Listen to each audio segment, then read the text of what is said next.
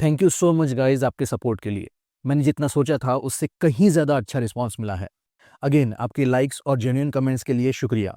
आपने अपना valuable time निकाल के मेरा 90 मिनट्स का वीडियो पूरा देखा, यही मेरे लिए बहुत बड़ी अचीवमेंट है।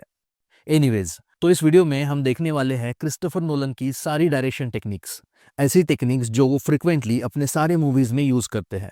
ऐसी टेक्निक्स जो एक साधारण स्क्रीन प्ले को इतने माइंड बेंडिंग, इमोशनली डोमिनेंट और थॉट प्रोवोकिंग मूवी में बदल देते हैं कि वो मूवी सालों तक हमारे दिल और दिमाग में अटकी रहती है। ये हर टेक्निक में सबसे पहले हम डिटेल में देखेंगे कि ये टेक्निक क्या है, फिर देखेंगे इसकी एनाटॉमी, मतलब ये टेक्निक किन पार्ट से बनी है। अगर आप इस टेक्निक को अपने मूवी में, शॉर्ट फिल्म में या नॉवल में यूज करना चाहते हो तो इसे कैसे बना सकते हो, और सबसे आखिरी में देखेंगे इसकी स्टेप बाय स्टेप गाइड। अब इस वीडियो को छोटा रखने के लिए मैंने ये स्टेप बाय स्टेप गाइड और ये पूरी टेक्निक्स ढेर सारे एग्जांपल्स के साथ डिटेल में इस ई बुक में दी है, जिसकी लिंक मैंने डिस्क्रिप्शन और पिन कमेंट में दी है। पर उसके बारे में हम वीडियो के एंड में आराम से बात करते हैं। तो अब without wasting any further time, let's get started.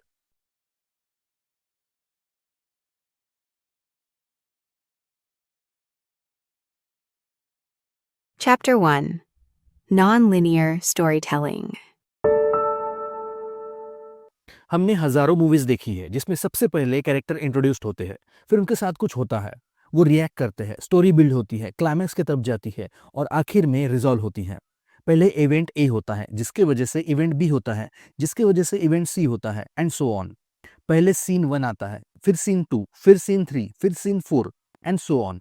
कहानी एक ट्रेन की तरह सीधी लाइन में चलती है। इसे क्रोनोलॉजिकल या लीनियर स्टोरी टेलिंग कहते हैं। ये कंफर्टेबल है, प्रिडिक्टेबल है और ज्यादातर कहानियों के लिए ये परफेक्टली वर्क करती है। पर क्रिस्टोफर नोलन इन ज्यादातर कहानियों में इंटरेस्टेड नहीं है। नोलन ऐसी कहानियां बनाते हैं जिनमें गिल्ट, ग्रीफ, ट्रॉमा, माइंड या फिजिक्स की वजह से कैरेक्टर का टाइम के साथ का रिलेशनशिप टूट चुका है। और ऐसी कहानियां सीधे सीधे स्ट्रेट लाइन में बता ही नहीं सकते। क्यों नहीं बता सकते?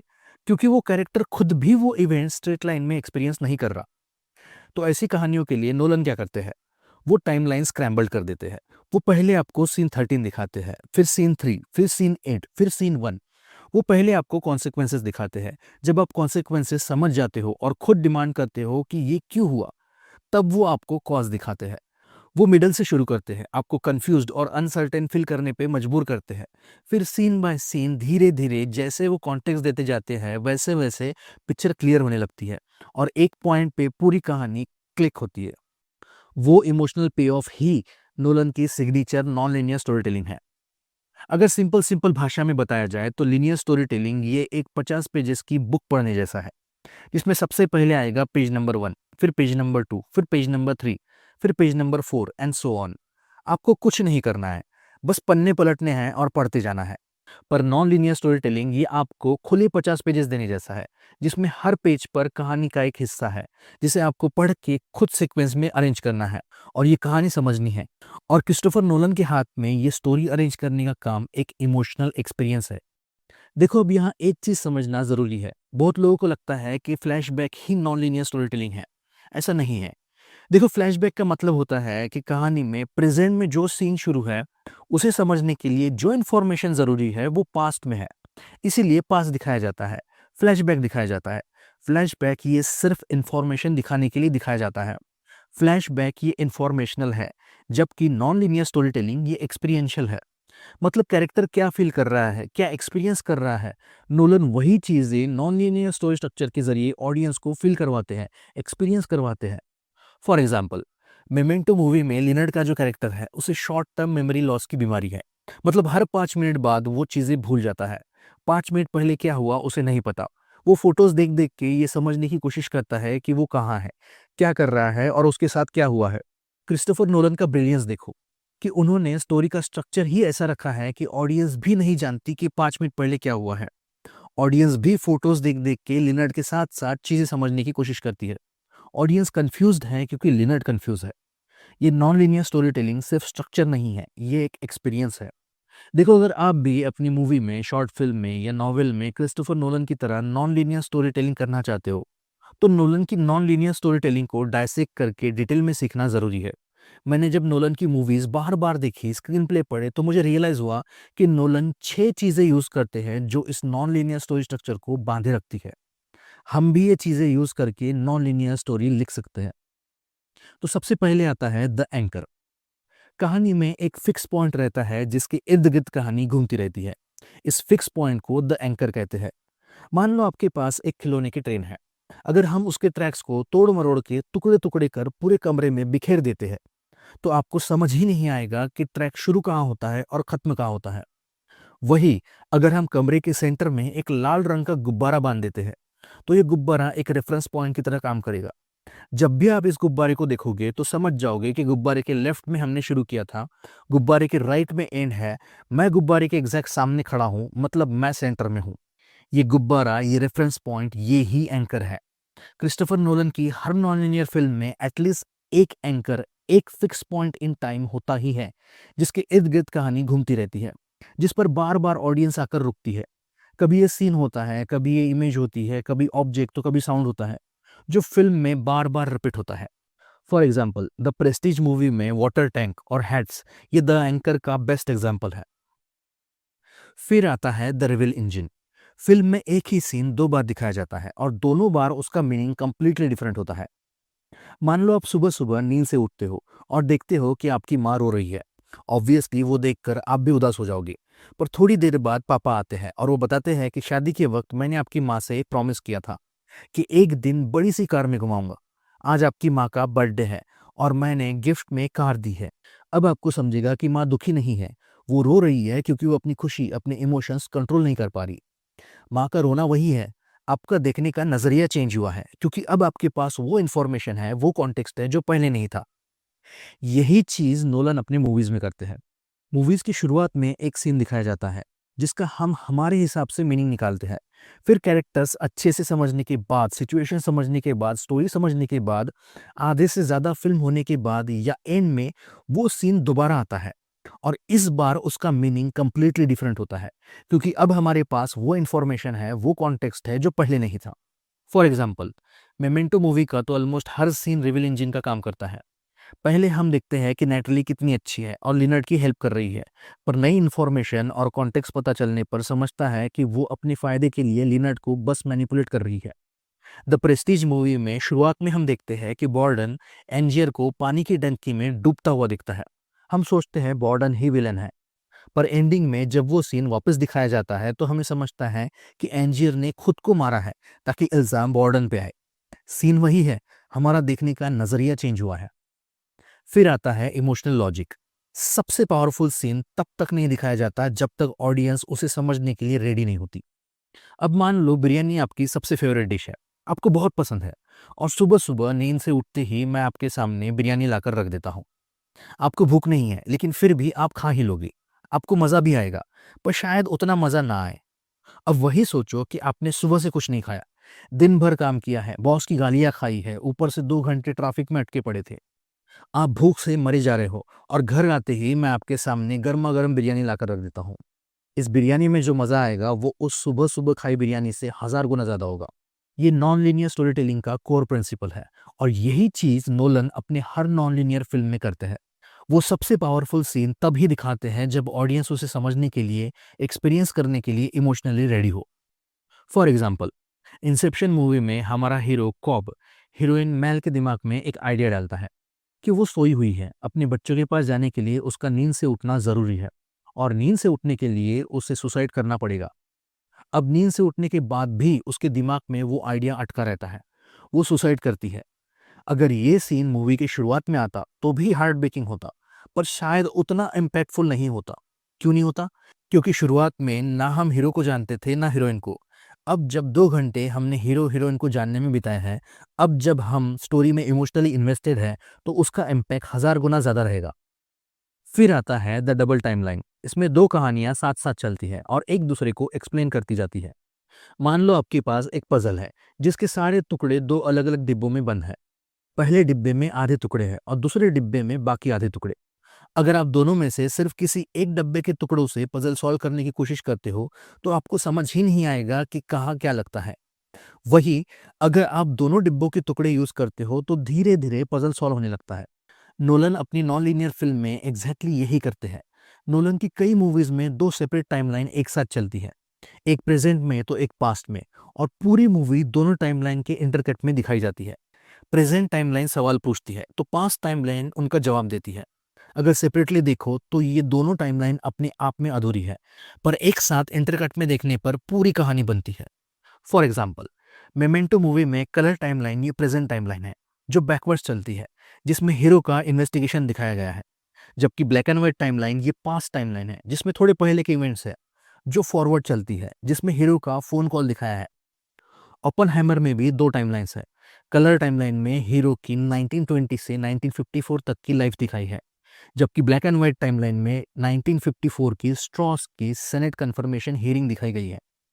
कलर टाइमलाइन पर्सनल है, सब्जेक्टिव है, हीरो क्या एक्सपीरियंस करता है वो दिखाती है। जबकि black and white timeline institutional है, पॉलिटिकल है, ऑब्जेक्टिव है, स्ट्रॉस ने हीरो के साथ क्या किया वो दिखाती है। दोनों टाइमलाइन साथ देखने पर ही कंप्लीट ट्रेजेडी समझ आती है। अब देखते हैं द विजुअल सिग्निफायर। ये नॉन लीनियर स्टोरी टेलिंग के लिए नोलन का सबसे इंपॉर्टेंट रोल है। ऑडियंस को हमेशा पता होना चाहिए कि वो कौन सी टाइमलाइन देख रहे हैं। ये कौन सी टाइमलाइन है ये समझने के लिए उन्हें दिमाग लगाने की ज़रूरत नहीं पड़नी चाहिए, क्योंकि अगर उन्हें पता ही ना हो कि वो कौन से टाइमलाइन में है, या अगर उनको ये समझने में दिमाग लगाना पड़े तो वो बाकी चीज़ें मिस कर देंगे। ये टाइमलाइन कौन सी है ये समझना इजी जाए, इसलिए Nolan clear visual signifier use करते हैं। वो डिफरेंट टाइमलाइन के लिए different colour, different film stock, different costume, hair, location या ऑन स्क्रीन टेक्स्ट यूज़ करते हैं। फॉर एग्जाम्पल, मेमेंटो मूवी में कलर टाइमलाइन प्रेजेंट दिखाती है तो black and white timeline past दिखाती है। कुछ सोचने की ज़रूरत नहीं पड़ती, हम देखते ही समझ जाते हैं कि हम किस टाइमलाइन में हैं, और हमारा पूरा फोकस हम कहानी समझने में लगा सकते हैं। ओपनहाइमर में भी same black and white versus colour use किया है, और डनकर्क में तो मूवी की शुरुआत में ही तीनों टाइमलाइन पे टाइटल कार्ड्स लिख दिया है। और सबसे आखिरी आता है द अर्न रिटर्न। ये नोलन की नॉन लीनियर स्टोरी टेलिंग का सबसे सेटिस्फाइंग मोमेंट होता है। पूरी मूवी देखने के बाद, समझने के बाद, एक्सपीरियंस करने के बाद हम घूम फिर कर वापस उस मोमेंट पे आते हैं जो हमने शुरुआत में देखा था। ये कोई इमेज, सीन, ऑब्जेक्ट या लोकेशन होता है। अब यहाँ ये समझना ज़रूरी है कि ये द रिविल इंजन से बिल्कुल अलग है। द रिविल इंजन में सेम इमेज या सीन रिपीट होता है, बस हमारा देखने का पर्सपेक्टिव चेंज होता है। बट यहाँ ऐसा नहीं है। यहाँ रिपीटेशन नहीं है, यहाँ कंप्लीशन है। यहाँ वही सेम मोमेंट जो शुरुआत में देखा था उसे डिफरेंट टाइम पे रीशूट करके ऐड किया जाता है, जो कहानी का मीनिंग सर्कल पूरा करता है। फॉर एग्जाम्पल, इंटरस्टेलर मूवी की शुरुआत में हम मर्फी का बुक शेल्फ देखते हैं जिसपे किताबें और शटल रखा है। यही बुक शेल्फ हम एक्ट 3 में फिर से देखते हैं जब कूपर टेसरेक्ट में होता है। तब हम समझते हैं कि कूपर ही मर्फी का घोस्ट था। द बैटमैन बिगिंस मूवी की शुरुआत में यंग ब्रूस कुएं में गिरता है जिसमें बैट से बैट्स होते हैं।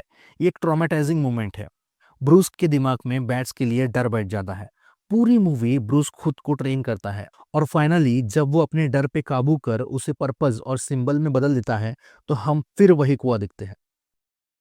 Chapter 2 Temporal Compression and Multi-Timeline Structure.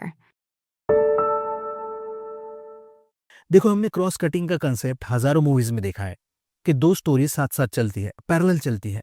पहली स्टोरी में हीरो बॉम्ब डिफ्यूज करने की कोशिश करता है, और दूसरी स्टोरी में विलन बॉम्ब ट्रिगर करने की कोशिश करता है। ये दोनों स्टोरी साथ साथ चलती है, पैरेलल चलती है, और हमें क्रॉस कट में दिखाई जाती है। पहले दिखाते हैं कि हीरो बॉम्ब डिफ्यूज करने की कोशिश कर रहा है, फिर दिखाते हैं कि विलन बॉम्ब ट्रिगर करने की कोशिश कर रहा है, फिर हीरो, फिर विलन, फिर हीरो, फिर विलन, और ये और तेज होते जाता है। यहाँ दोनों के लिए टाइम सेम है, दोनों की स्टोरी सेम स्पीड से चल रही है। इस सीन का टेंशन यहीं से आता है कि दोनों के लिए टाइम सेम है, तो अब ये रेस कौन जीतेगा? क्या हीरो पहले पहुंच के बॉम्ब डिफ्यूज करेगा या विलन पहले पहुंच के बॉम्ब ट्रिगर करेगा? इसी कंसेप्ट का एडवांस वर्जन है नोलन का टेम्पोरल कॉम्प्रेशन। नोलन इसी कंसेप्ट को उठा के और इंटरेस्टिंग बनाते हैं, ये टाइम और स्पीड चेंज करके। नोलन की मूवीज में एक ही टाइम पर मल्टीपल स्टोरी साथ साथ चलती है, पैरेलल चलती है, पर यहाँ ये हर स्टोरी डिफरेंट स्पीड से चलती है, डिफरेंट टाइम से चलती है। फॉर एग्जाम्पल, डनकर्क मूवी में 3 स्टोरी साथ साथ चलती है। पहली स्टोरी में एक हफ्ते की कहानी दिखाई है, दूसरी स्टोरी में एक दिन की कहानी दिखाई है, और तीसरी स्टोरी में तो सिर्फ 1 घंटे की कहानी दिखाई है। तीनों स्टोरीज की स्पीड अलग अलग है, टाइम अलग अलग है, पर तीनों स्टोरीज साथ साथ चलती है, और क्रॉस कट में इस तरह दिखाई जाती है जैसे वो एक साथ एक ही टाइम पे चल रही हो। इंसेप्शन मूवी में 4 स्टोरीज साथ-साथ चलती है और हर लेवल पे टाइम स्लो होता जाता है। पहले लेवल पे टाइम 12 टाइम्स स्लो होता है, दूसरे लेवल पे 12 इंटू 12 टाइम्स स्लो होता है एंड सो ऑन। पर क्रॉस कटिंग में ये स्टोरीज इस तरह दिखाई जाती हैं जैसे वो एक साथ एक ही टाइम पे चल रही हो। अब अगर इसकी एनाटॉमी देखी जाए तो इस टेम्पोरल कॉम्प्रेशन को सक्सेसफुली एग्जीक्यूट करने के लिए नोलन 4 चीजें यूज करते हैं। सबसे पहले आता है द रूल डिक्लेरेशन। ये टेम्पोरल कॉम्प्रेशन का सबसे इंपॉर्टेंट एलिमेंट है कि ये टेम्पोरल कॉम्प्रेशन शुरू होने से पहले ही ऑडियंस को सारे रूल्स समझा दो। क्योंकि अगर ऑडियंस को ये टाइम रूल्स नहीं पता, अगर ऑडियंस को नहीं पता कि इन अलग अलग स्टोरीज के टाइम एक दूसरे से कैसे रिलेट करते हैं, तो ये क्रॉस कटिंग बहुत कंफ्यूजिंग लगेगी, रैंडम लगेगी और सारी स्टोरीज की खिचड़ी बन जाएगी। इसीलिए नोलन मूवी की शुरुआत में ही या जितना जल्दी हो सके उतना जल्दी रूल्स समझा देते हैं ताकि आगे कोई कंफ्यूजन ना रहे। और वो ये रूल्स इमोशनल कन्वर्सेशन के जरिए समझाते हैं ताकि ऑडियंस को ऐसे ना लगे कि लेक्चर चल रहा है। फॉर एग्जाम्पल, इंसेप्शन मूवी में एरिएडनी के पहले ड्रीम सेशन के दौरान आर्थर उसे टाइम डायलेशन के रूल समझाता है। यही रूल्स फिल्म के क्लाइमैक्स में इमोशनल किक मिलने के लिए जरूरी है। इंटरस्टेलर मूवी में डॉक्टर ब्रैंड कूपर को ग्रेविटेशनल टाइम डायलेशन के रूल समझाते हैं, जिन्हें टार्स आगे फिर से रिपीट करता है। फिर आता है द कन्वर्जेंस पॉइंट। ये सारी टाइमलाइन जो डिफरेंट स्पीड में साथ साथ चल रही थी, वो आगे जाके एक मोमेंट पे एक दूसरे से टकराती है, कोलाइड करती है।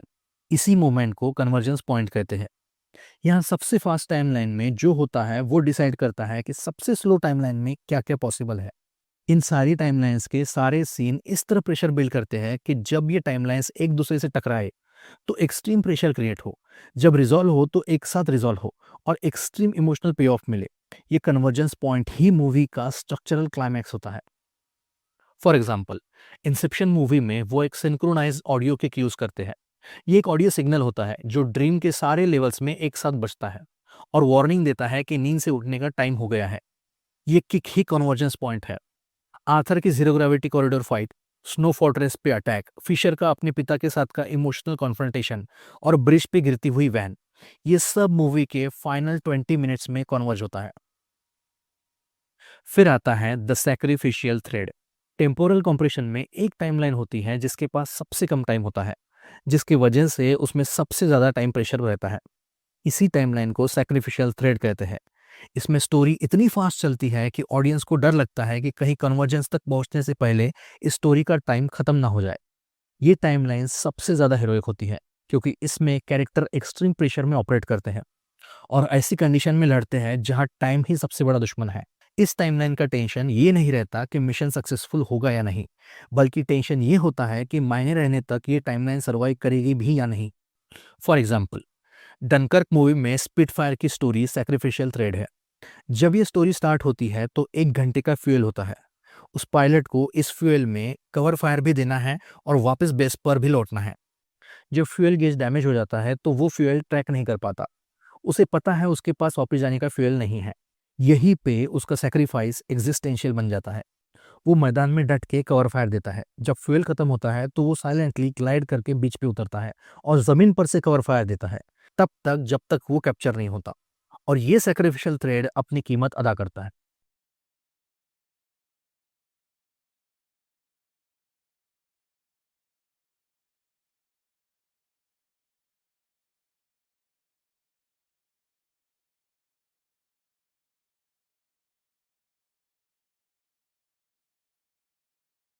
Chapter 3 The Puzzle Box Mystery as Structure. देखो, हमने हजारों मिस्ट्री मूवीज देखी है और ये सारी मूवीज झूठ की बुनियाद पे बनी होती है, डिसेप्शन पे बनी होती है। इसमें सबसे इंपॉर्टेंट इन्फॉर्मेशन ऑडियंस से छिपाई जाती है। पूरी मूवी में अलग अलग कैरेक्टर पे डाउट लिया जाता है, यूजलेस क्लू दिए जाते हैं और जो क्लू सच में मायने रखते हैं वो हाइड किए जाते हैं।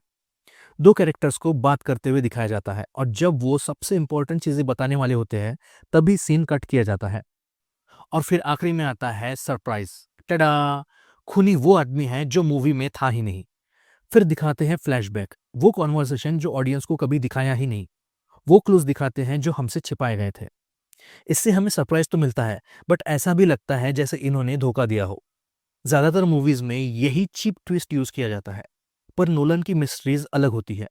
Nolan completely different technique use करते हैं जिसे मैं कहता हूं द पजल बॉक्स।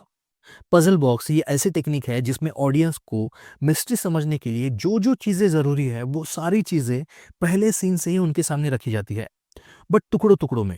और ऑडियंस को पूरी कहानी पता ना होने की वजह से, कॉन्टेक्स्ट पता ना होने की वजह से वो उस इंफॉर्मेशन को समझ ही नहीं पाते। जैसे जैसे मूवी आगे बढ़ती है वैसे वैसे ऑडियंस को कॉन्टेक्स्ट दिया जाता है। पजल बॉक्स में इंफॉर्मेशन हाइड नहीं की जाती, इंफॉर्मेशन का मीनिंग हाइड किया जाता है।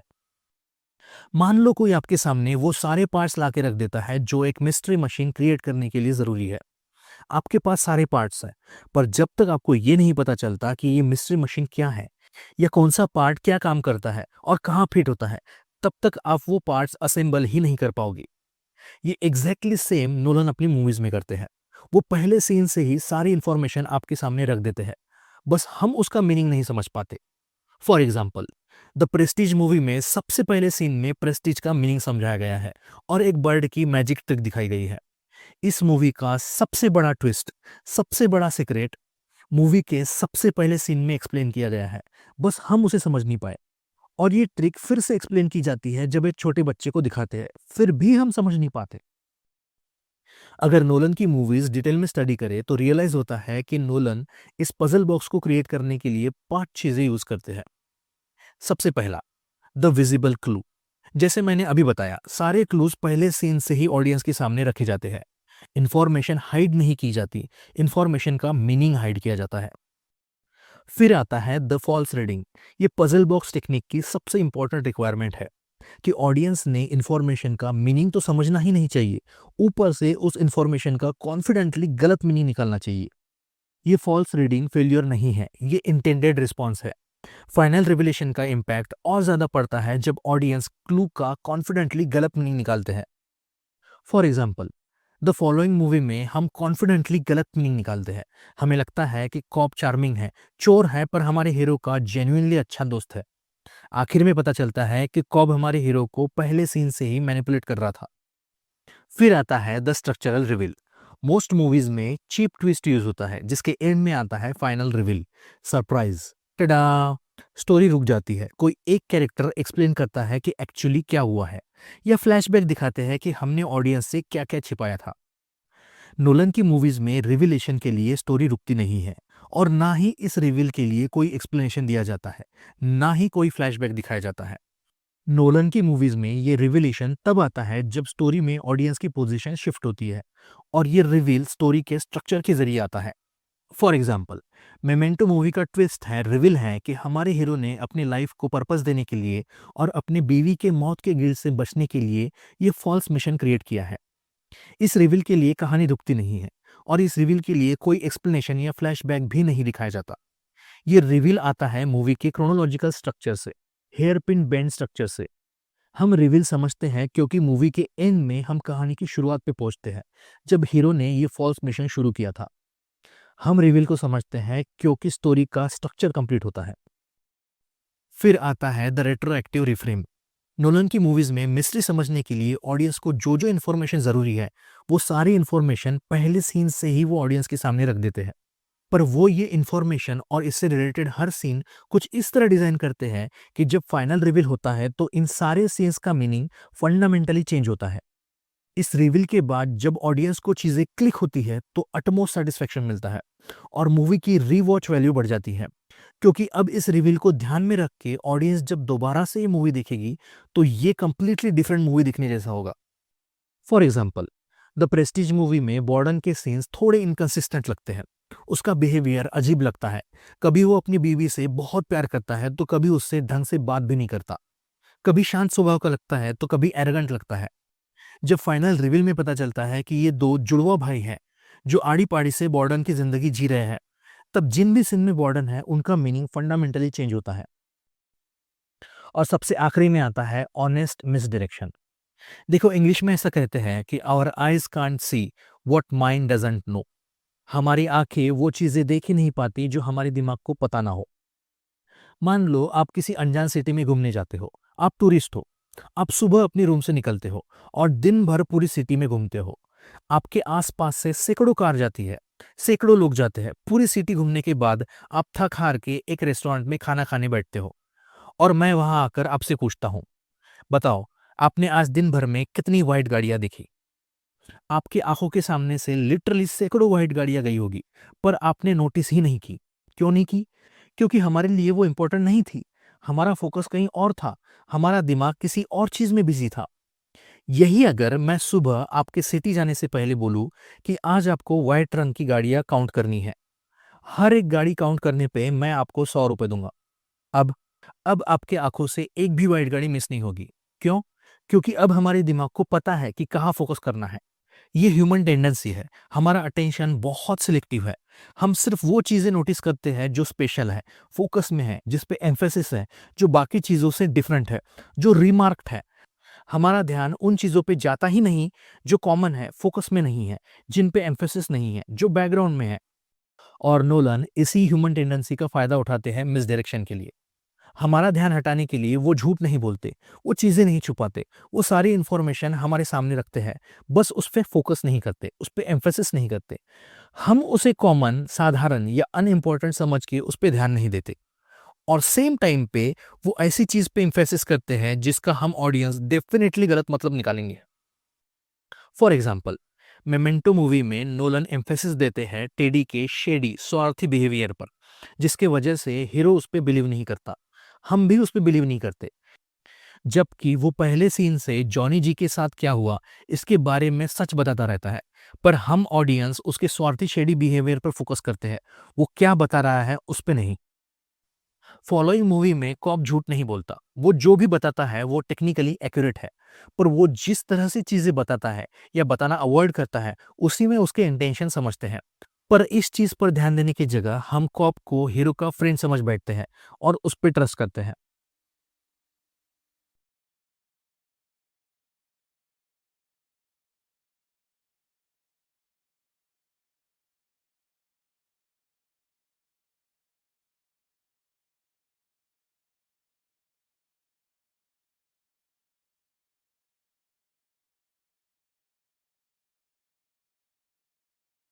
Chapter 4, Exposition as a Drama.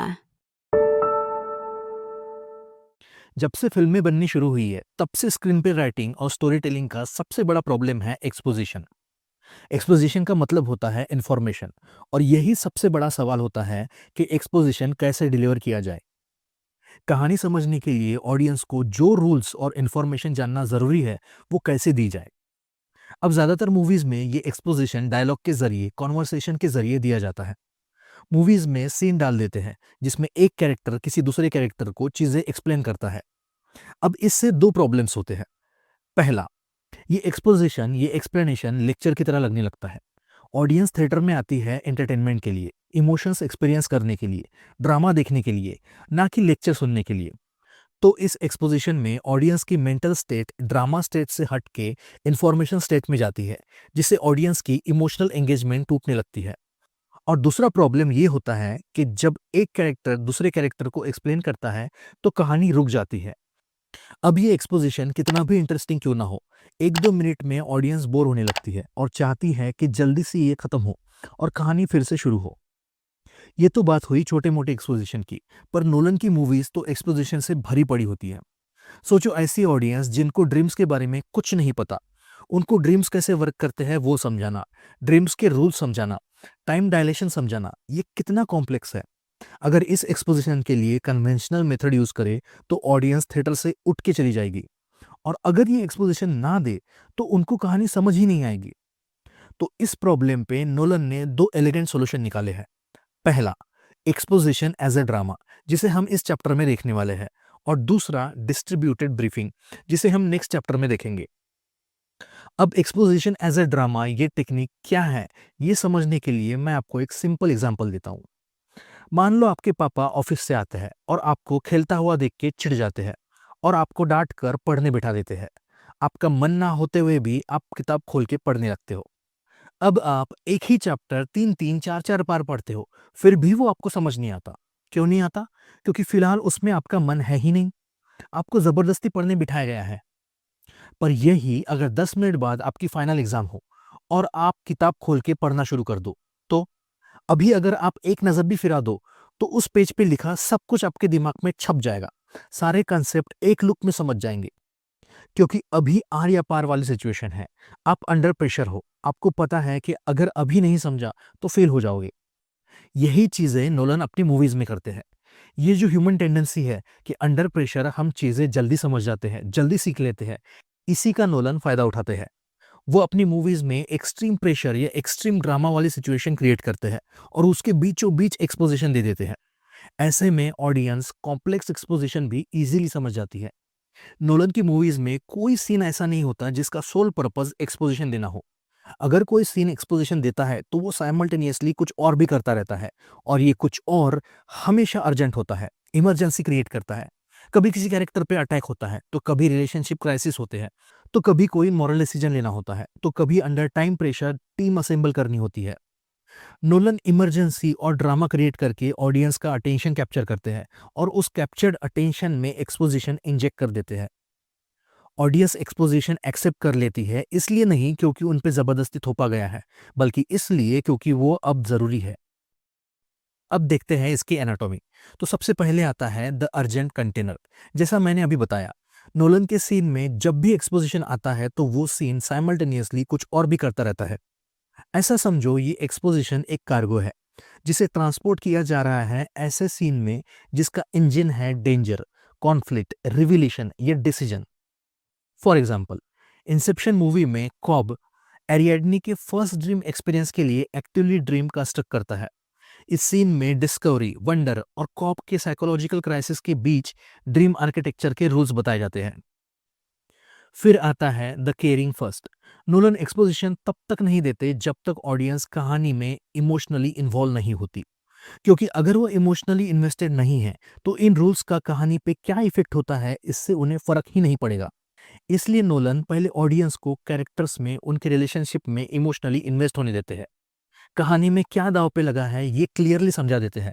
उसके बाद ही ये एक्सपोजिशन देते हैं, क्योंकि अब ऑडियंस का कैरेक्टर के साथ नाता जुड़ चुका है। अब इस एक्सपोजिशन से पैदा होने वाले कॉन्सिक्वेंसेस से ऑडियंस को फर्क पड़ेगा।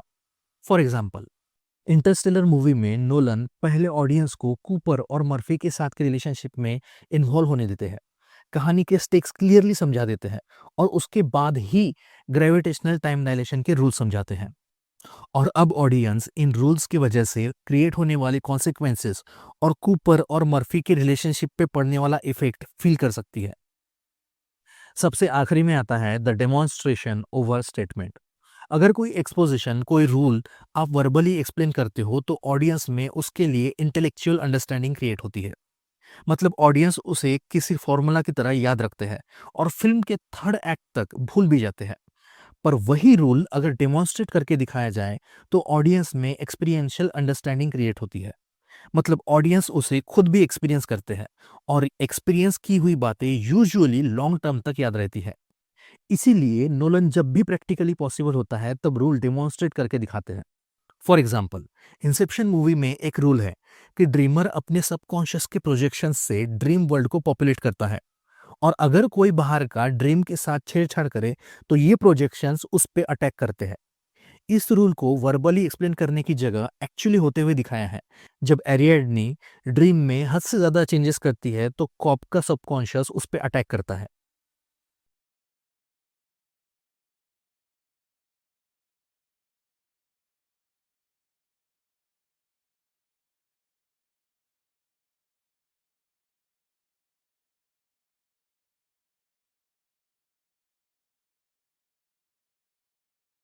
Chapter 5. The Distributed Briefing. देखो, ये टेक्निक नोलन ने इन्वेंट नहीं की है, ये सालों से हॉलीवुड में यूज होते आई है। हम इसे इसलिए देख रहे हैं क्योंकि नोलन इसे बहुत फ्रिक्वेंटली यूज करते हैं। देखो, नोलन की मूवीज एक्सपोजिशन से भरी पड़ी होती है, फिर चाहे वो सपने की दुनिया के रूल्स समझाने हो या ब्लैक होल का टाइम डायलेशन समझाना हो। और ये एक्सपोजिशन मोस्टली कन्वर्सेशनल होता है।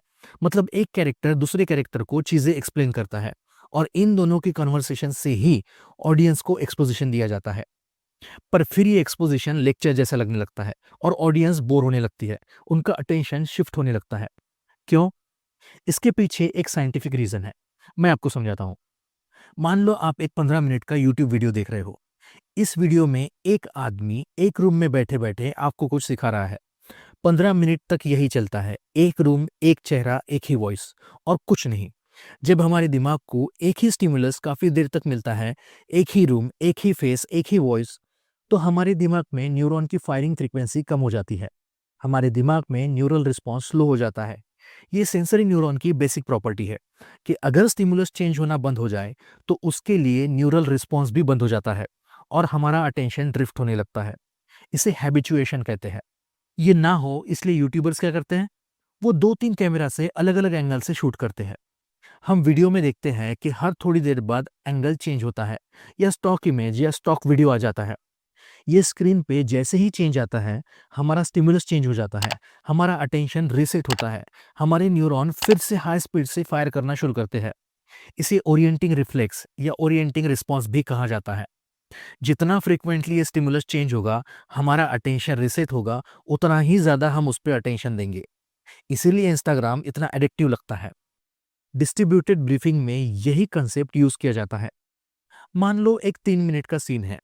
एक ही लोकेशन पे एक कैरेक्टर दूसरे कैरेक्टर को चीज़ें एक्सप्लेन कर रहा है। अब एक ही लोकेशन होने की वजह से आप चाहे कितने भी एंगल चेंज कर लो, शॉट साइज चेंज कर लो, एक टाइम बाद स्टिमुलस चेंज होना बंद हो जाएगा और ऑडियंस बोर होने लगेगी, उनका अटेंशन ड्रिफ्ट होने लगेगा। ये अवॉइड करने के लिए और बार-बार अटेंशन रीसेट करने के लिए इस कन्वर्सेशन में हर थोड़ी देर बाद लोकेशन चेंज की जाती है। फॉर एग्जाम्पल, इंटरस्टेलर मूवी में एक सीन है। नासा फैसिलिटी में प्रोफेसर ब्रैंड कूपर को एक लंबा चौड़ा एक्सप्लेनेशन देते हैं। वो कूपर को एक्सप्लेन करते हैं कि क्यों ये एजेंसी सीक्रेटली ऑपरेट कर रही है, कैसे हमारी आखिरी फसल भी मर रही है, एक्चुअल मिशन क्या है, प्लान ए क्या है, प्लान बी क्या है, ये फैसिलिटी ही एक स्पेसशिप है, क्यों कूपर ही इस मिशन के लिए बेस्ट है और कैसे वो कूपर के वापस आने से पहले फाइनल इक्वेशन सॉल्व कर लेंगे। अब अगर नोलन चाहते तो ये कंप्लीट एक्सप्लेनेशन एक ही रूम में एक टेबल पे ही दिखा सकते थे, पर ऑडियंस बोर ना हो, उनका अटेंशन ड्रिफ्ट ना हो, इसलिए नोलन हर थोड़ी देर बाद स्टिमुलस चेंज करने के लिए, उनका अटेंशन रिसेट करने के लिए बार-बार लोकेशन चेंज करते हैं। ये एग्जैक्ट एक्सप्लेनेशन जिसे प्रोफेसर ब्रैंड एक ही रूम में दे सकते थे, उसे वो पूरी फैसिलिटी में घूमते-घूमते देते हैं। वो फैसिलिटी के कॉरिडोर में खड़े होकर बताते हैं कि ये फैसिलिटी ही स्पेसशिप है। फिर वो लैब में मरते हुए प्लांट्स के पास बताते हैं कि हमारी फसलें मर रही है। फिर वो बायोलॉजी की लैब में अपना प्लान बी समझाते हैं। फिर वो अपने ऑफिस में बोर्ड के पास बताते हैं कि कूपर के वापस आने से पहले वो इक्वेशन सॉल्व कर लेंगे। ये एग्जैक्ट एक्सप्लेनेशन, ये एग्जैक्ट ब्रीफिंग जो एक ही रूम में दे सकते थे, उसे नोलन अलग-अलग लोकेशन पे डिस्ट्रीब्यूट करते हैं। इसीलिए हम इसे डिस्ट्रीब्यूटेड ब्रीफिंग कह रहे हैं। देखो, किसी न किसी ने ये सीन यूट्यूब पर ज़रूर डाला होगा। मैं इसकी लिंक डिस्क्रिप्शन में डाल दूँगा। आप ये सीन देखोगे तो समझ जाओगे मैं क्या बताने की कोशिश कर रहा हूँ। नोलन ने ये सेम टेक्निक इंसेप्शन, टेनेट और प्रेस्टीज में भी यूज़ की है। इस टेक्निक का एक और वेरिएशन भी है, जो ओपेनहाइमर में यूज़ किया गया है, जिसमें लोकेशन के साथ-साथ कैरेक्टर भी चेंज होते हैं। ओपेनहाइमर उनके सारे साइंटिस्ट को कन्विंस करते हैं, उनके साथ लॉस आलमोस्ट चल के एटम बॉम्ब डेवलप करने के लिए। अब रियल लाइफ में देखें तो पहले उन्होंने किसी एक को पूरा एक्सप्लेनेशन करके कन्विंस किया होगा, फिर दूसरे को, फिर तीसरे को। उन्होंने सेम एक्सप्लेनेशन 7-8 लोगों को दिया होगा, पर स्क्रीन पे दिखाने के लिए किसी एक का पूरा एक्सप्लेनेशन दिखाने की जगह 7-8 लोगों का थोड़ा-थोड़ा दिखाया गया है। हर थोड़ी देर बाद लोकेशन चेंज होती है और साइंटिस्ट भी चेंज होते हैं। और ये कोई एडिटिंग चॉइस नहीं है, ये स्क्रीन प्ले में ही ऐसा लिखा गया है। अगर स्क्रीन प्ले में आप ये पढ़ते हो और स्लग लाइन और कैरेक्टर नेम्स हटा देते हो, तो ये 2 लोगों के बीच कंप्लीट कन्वर्सेशन लगेगा। अगर आप भी अपनी कहानी में ये डिस्ट्रीब्यूटेड ब्रीफिंग यूज़ करना चाहते हो, तो ये 5 सिंपल स्टेप्स में लिखी जाती है। Step 1, the composite scene. सबसे पहले आपको ये पूरा एक्सप्लेनेशन लिखना है और ये एक्सप्लेनेशन ये सोच के लिखना है कि ये कंप्लीट एक्सप्लेनेशन, ये एक्सपोजिशन, ये कंप्लीट सीन एक ही लोकेशन पे हो रहा है। एक कैरेक्टर किसी दूसरे कैरेक्टर को पूरा एक्सप्लेनेशन दे रहा है। Step 2, the cut point. फिर आपको इसमें ऐसी प्लेसेस ढूंढनी है जहां आप जेन्युइनली कट कर सकते हो। आप सवाल पे कट कर सकते हो कि जैसे कोई सवाल पूछता है और आप कट करते हो और उसका जवाब अब नेक्स्ट फ्रेगमेंट में अलग लोकेशन पे आएगा। या आप किसी डिमांड पे कट कर सकते हो या किसी इंटरेस्टिंग सेंटेंस को आधे में कट कर सकते हो और बचा हुआ पार्ट अब नेक्स्ट फ्रेगमेंट में नेक्स्ट लोकेशन पे आएगा। Step 3, what needs to change. देखो, जो कैरेक्टर एक्सप्लेन कर रहा है वो तो हर फ्रेगमेंट में फिक्स रहेगा ही। अब यहाँ आपको ये डिसाइड करना है कि इन सारे फ्रेगमेंट्स में इंटरस्टेलर के एग्जाम्पल की तरह सिर्फ लोकेशन चेंज करना जरूरी है, या ओपनहाइमर के एग्जाम्पल की तरह लोकेशन के साथ साथ कैरेक्टर्स भी चेंज करना जरूरी है। Step 4, the matched room. अब यहाँ आपको आपके हर फ्रेगमेंट के लिए लोकेशन चूज करनी है। देखो, सिर्फ लोकेशन चेंज करना जरूरी नहीं है, आप कौन सी लोकेशन चूज करते हो ये भी मैटर करता है। हर फ्रेगमेंट के लिए ऐसे लोकेशन चूज करो जो वो फ्रेगमेंट एक्सप्लेन करने के लिए सबसे बेस्ट हो। फॉर एग्जाम्पल, इंटरस्टेलर में हमारी फसलें मर रही है, ये बताने के लिए ऑफिस या फुटबॉल का ग्राउंड या सिनेमा हॉल जैसी रैंडम लोकेशन नहीं दिखाई है। हमारी फसलें मर रही है ये दिखाने के लिए लैब चूज की है जहां इन फसलों पे एक्सपेरिमेंट किए जा रहे हैं। तुम वापस आने से पहले मैं इक्वेशन सॉल्व कर लूंगा, ये लाइन प्रोफेसर ब्रैंड एक राइटिंग बोर्ड के पास खड़े होकर कहते हैं जिस पे ढेर सारे इक्वेशंस लिखे हुए हैं। Step 5, the landing. देखो, ये डिस्ट्रीब्यूटेड ब्रीफिंग कहीं तो खत्म होनी ही है, ये वहां खत्म करो जिसके लिए ये एक्सप्लेनेशन शुरू था। फॉर एग्जाम्पल, ओपनहाइमर मूवी के एग्जाम्पल में ओपनहाइमर सारे साइंटिस्ट को लॉस आल्मोस आने के लिए कन्विंस कर रहे हैं, और यहां ये डिस्ट्रीब्यूटेड ब्रीफिंग खत्म भी लॉस आल्मोस में ही होती है। Chapter 6, The External Trigger. देखो, ऑलमोस्ट सारे ही मूवीज में दो तरह के कॉन्फ्लिक्ट्स होते हैं। पहला होता है एक्सटर्नल कॉन्फ्लिक्ट, जिसे द वांट कहते हैं। ये कुछ भी हो सकता है, विलन को हराना हो या माउंटेन क्लाइंब करना हो, हीरोइन से शादी करनी हो या किसी सिचुएशन से एस्केप करना हो। ये कहानी का मेन मिशन होता है। और दूसरा होता है इंटरनल कॉन्फ्लिक्ट, जिसे द नीड कहते हैं। ये हीरो के अंदर की चीज होती है। हीरो को कोई लाइफ लेसन सीखना जरूरी होता है, या इमोशनली मैच्योर होना जरूरी होता है, या लेट गो करना जरूरी होता है। अब ज्यादातर मूवीज में ये एक्सटर्नल कॉन्फ्लिक्ट इंसाइटिंग इंसिडेंट्स के बाद शुरू होता है। पूरी मूवी हीरो इस एक्सटर्नल कॉन्फ्लिक्ट को सॉल्व करने में लगा रहता है, इस वांट को चेस करता रहता है, और थर्ड एक्ट में हीरो को रियलाइज होता है इस वांट से ज्यादा उसे जरूरत थी इस इंटरनल कॉन्फ्लिक्ट की, इस नीड की। हीरो फिर वो लाइफ लेसन सीखता है, या इमोशनली मैच्योर होता है, या लेट गो करता है, या जो कुछ भी द नीड थी वो पूरी करता है। उसके बाद ही एक्सटर्नल कॉन्फ्लिक्ट रिजॉल्व होता है। मोस्ट मूवीज में यही होता है, पर नोलन की मूवीज अलग होती है। नोलन के मूवीज में ये एक्सटर्नल कॉन्फ्लिक्ट ही इंटरनल कॉन्फ्लिक्ट ट्रिगर करता है, और ये इंटरनल कॉन्फ्लिक्ट हमेशा हीरो की इंटरनल फाइट होती है, ए वर्सेस बी। हीरो के पास दो चॉइसेस होती है, हीरो के लिए दोनों ही इंपॉर्टेंट होती है, पर वो कोई एक ही चूज कर सकता है। ऑप्शन ए पाने के लिए उसे ऑप्शन बी छोड़ना ही होगा, और अगर उसे ऑप्शन बी चाहिए तो उसे पाने के लिए ऑप्शन ए छोड़ना ही पड़ेगा। For example, the dark night movie में एक्सटर्नल कॉन्फ्लिक्ट है जोकर। बैटमैन का द वांट है जोकर को हराना, उसे पकड़ के जेल में डालना और गॉथम के लोगों को जस्टिस दिलाना। अब जोकर को रियलाइज होता है कि बैटमैन का एक मॉरल कोड है कि वो किसी को जान से नहीं मारता, ही वोंट किल एनीवन, फिर चाहे कुछ भी हो जाए। अब जोकर इसी चीज को अब्यूज करता है, और ये जोकर जो एक्सटर्नल कॉन्फ्लिक्ट है ये ट्रिगर करता है इंटरनल कॉन्फ्लिक्ट। इंटरनल कॉन्फ्लिक्ट क्या है? इंटरनल कॉन्फ्लिक्ट है बैटमैन वर्सेस बैटमैन। बैटमैन का मॉरल कोड कि वो किसी को जान से नहीं मारेगा, वर्सेस बैटमैन का मॉरल कोड कि गॉथम के लोगों को जस्टिस दिलाना है। यही सबसे कॉम्प्लेक्स चॉइस है कि अगर बैटमैन को गॉथम के लोगों को जस्टिस दिलाना है तो जोकर को मारना ही पड़ेगा, उसे किल करना ही पड़ेगा। अगर बैटमैन को अपना मॉरल कोड बचाना है, किल नहीं करना है, तो जोकर को जाने देना पड़ेगा, जस्टिस भूलना पड़ेगा। यही नोलन का ब्रिलियंस है। ये सेम चीज इंसेप्शन में भी है। कॉप का एक्सटर्नल कॉन्फ्लिक्ट है फिशर के ड्रीम में इंसेप्शन करना, आइडिया प्लांट करना, जो इंटरनल कॉन्फ्लिक्ट ट्रिगर करता है। और यहां इंटरनल कॉन्फ्लिक्ट है dream versus reality, love versus love, Mal versus बच्चे। अगर कॉप को अपने बच्चों के पास रियलिटी में जाना है तो उसे मैल को भूलना ही पड़ेगा, उसे ड्रीम वर्ल्ड छोड़ना होगा। अगर उसे मैल के साथ रहना है तो रियलिटी को छोड़ना होगा, बच्चों को भूलना पड़ेगा। वो कोई एक ही चूज कर सकता है। इंटरस्टेलर में भी सेम है। एक्सटर्नल कॉन्फ्लिक्ट है टाइम, द वांट है ह्यूमंस के लिए रहने लायक प्लैनेट ढूंढना। जो इंटरनल कॉन्फ्लिक्ट ट्रिगर करता है यहाँ इंटरनल कॉन्फ्लिक्ट है बच्चों के लिए बेटर सेफर फ्यूचर क्रिएट करना वर्सेस बच्चों के साथ प्रेजेंट टाइम में साथ रहना. Future versus present. Chapter 7 The Structural Metaphor.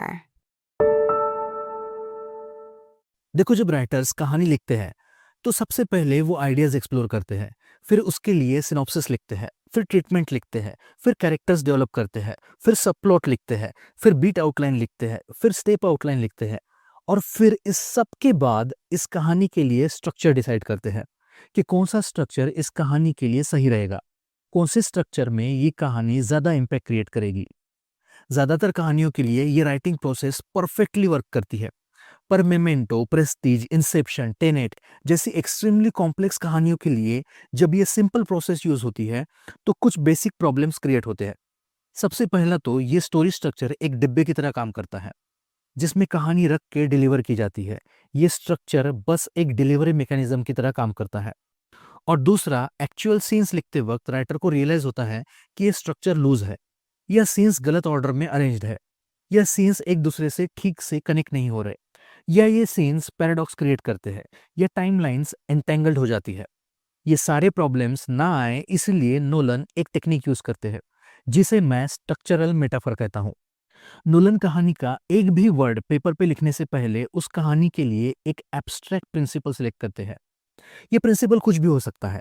ये जियोमेट्रिकल शेप हो सकता है, मैथमेटिकल कंसेप्ट हो सकता है, या कोई म्यूजिकल फॉर्म हो सकता है.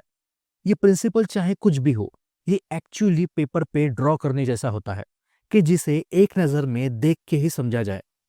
नोलन इस स्ट्रक्चर की बड़ी बड़ी डायग्राम्स दीवारों पे ड्रॉ करते हैं और इसे कहानी के ब्लूप्रिंट की तरह यूज करते हैं, और फिर पूरी कहानी इसी स्ट्रक्चर के हिसाब से लिखते हैं, जिससे कहानी में स्ट्रक्चरल प्रॉब्लम्स आने से पहले ही उसके सॉल्यूशंस इस डायग्राम के फॉर्म में उनके पास होते हैं. इस स्ट्रक्चरल डायग्राम की वजह से कहानी लिखने के पहले ही उन्हें पता होता है कि कौन सी टाइमलाइन कहाँ शुरू करनी है, कहाँ कन्वर्ज करनी है, कहाँ एंड करनी है, और कौन सी इंफॉर्मेशन कहाँ डालनी है. ये स्टोरी स्ट्रक्चर फिजिकली ड्रॉ करने की वजह से उनके दिमाग में जो आइडियाज है उसे वो चेक कर सकते हैं, रिवाइज कर सकते हैं. और इसी टेक्निक की वजह से नोलन के मूवीज में स्टोरी स्ट्रक्चर सिर्फ डिलीवरी डिवाइस नहीं होता, वो एक स्ट्रक्चरल मेटाफोर होता है. मतलब ये स्टोरी स्ट्रक्चर कहानी के इंटरनल लॉजिक को, थीम को मिरर करता है, इनैक्ट करता है, एनफोर्स करता है. फॉर एग्जाम्पल, मेमेंटो मूवी में हीरो को शॉर्ट टर्म मेमोरी लॉस होने की वजह से उसे याद नहीं रहता कि 5 मिनट पहले उसके साथ क्या हुआ था. नोलन चाहते थे कि ऑडियंस भी यही एक्सपीरियंस करे, इसीलिए उन्होंने पूरी movie hairpin bend structure पे लिखी है, जिसकी वजह से ऑडियंस को भी नहीं पता होता है कि इस सीन के पहले क्या हुआ था. देखो, अगर आप अपनी कहानी का स्ट्रक्चर ड्रॉ नहीं कर सकते तो या तो आप अपनी कहानी को ठीक से समझते नहीं हो, या आपकी कहानी में प्रॉब्लम्स है. नोलन ने अब तक जितने भी स्ट्रक्चरल मेटाफर बनाए हैं उनमें ये 5 पार्ट्स होते ही हैं. सबसे पहला होता है द सोर्स शेप. देखो, पेपर पे कहानी का एक भी वर्ड लिखने के पहले नोलन उसके लिए एक स्टोरी स्ट्रक्चर ड्रॉ करते हैं, जिसके लिए वो पहले एक सिस्टम चूज करते हैं. ऐसी सिस्टम जो सिनेमा, स्टोरी टेलिंग या फिल्म मेकिंग के बाहर एग्जिस्ट करती है. ऐसी सिस्टम जो वेल एस्टेब्लिश्ड है, उसकी खुद की आइडेंटिटी है, उसका खुद का एग्जिस्टेंस है, खुद के रूल्स है, खुद के लॉज है, जो डायरेक्टली या इनडायरेक्टली कहानी के इंटरनल लॉजिक को मिरर करती है. फॉर एग्जाम्पल, म्यूजिक में एक फॉर्म है जिसे ट्राइटोन कहते हैं. ये जाज, क्लासिकल या रॉक म्यूजिक में यूज होता है. जब दो अलग अलग ऑक्टेव की शेपर्ड टोन एक साथ प्ले होती है तो ऐसे लगता है जैसे कंटिन्यूस टेंशन एस्केलेट हो रहा है. इस ट्राइटोन एस्केलेशन का अपना इंटरनल लॉजिक है, रूल्स है, लॉज है. नोलन ने इसी ट्राइटोन एस्केलेशन की डायग्राम्स बनाई और पूरी डनकर्क मूवी इस ट्राइटोन एस्केलेशन के हिसाब से लिखी है. फिर आता है द डायग्राम. अब इस सिस्टम को मटेरियलाइज किया जाता है, इसकी बड़ी बड़ी डायग्राम्स बनाई जाती है. इस सिस्टम का इंटरनल लॉजिक, रूल्स, लॉज लिखे जाते हैं ताकि एक ही नज़र में देख के इस स्ट्रक्चर को समझ सके, रिवाइज कर सके, इंप्रूव कर सके. नोलन इस डायग्राम्स को वॉल्स पे या बड़े बड़े बोर्ड्स पे ड्रॉ करते हैं. टेनेट मूवी जब रिलीज हुई थी तो ऐसा बताया गया था कि इस मूवी के स्टोरी स्ट्रक्चर के डायग्राम से एक बड़े हॉल की दीवारें और फ्लोर भरे पड़े थे. फिर आता है द मैपिंग. कहानी इस डायग्राम पे सेट की जाती है.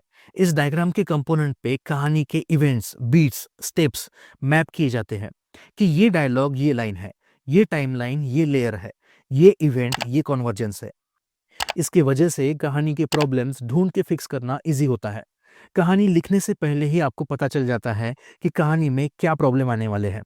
आप एक्चुअली मार्क कर सकते हो कि कौन सी बीट फेल हो रही है और कहाँ इंप्रूवमेंट की जरूरत है। इस मैपिंग का बेस्ट एग्जाम्पल है Oppenheimer.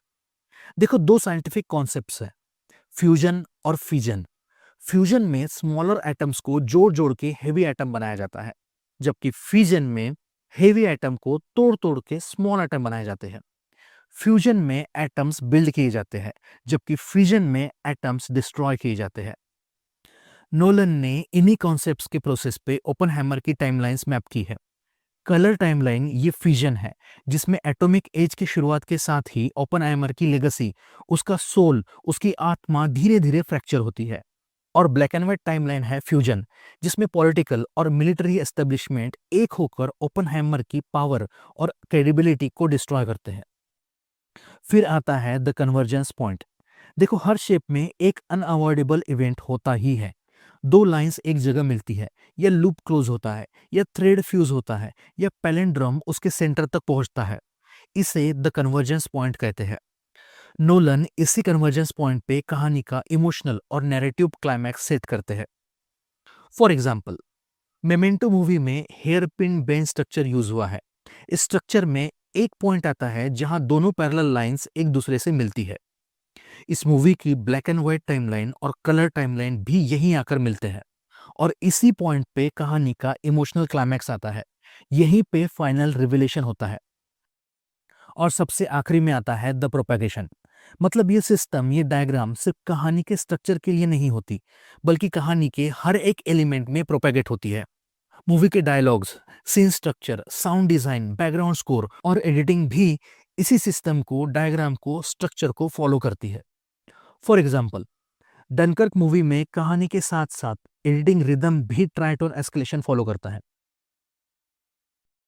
Chapter 8 The Moral Mirror. Most movies में विलन हीरो के एग्जैक्ट अपोजिट होता है। हीरो गुड होता है तो विलन इविल होता है, हीरो राइट होता है तो विलन रॉन्ग होता है। दोनों का ऑब्सेशन अलग होता है, दोनों की वांट अलग होती है। विलन बुरा होता है क्योंकि हीरो को जो चाहिए वो उसके बीच में आता है। हीरो जीतता है तो विलन हारता है।